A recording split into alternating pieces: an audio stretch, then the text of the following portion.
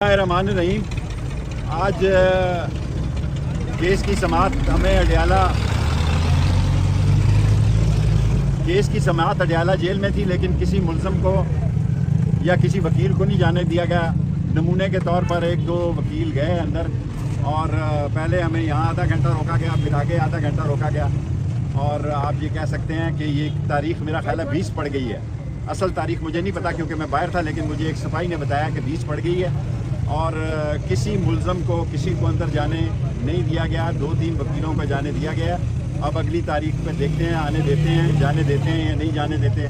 लेकिन आज की तारीख पे किसी मुल्ज़म को अंदर कार्रवाई में, जेल के अंदर की कार्रवाई में शामिल होने नहीं दिया गया। और अभी जज साहब भी आपके सामने चले गए हैं और आज कार्रवाई बेमानी थी। और अगली तारीख भी जो है वो अडयाला जेल में पड़ेगी और नोटिफिकेशन बता दिया गया है कि नए नोटिफिकेशन के तहत अब ये कार्रवाई जो है अडयाला जेल में हुआ करेगी, बाहर नहीं हुआ करेगी।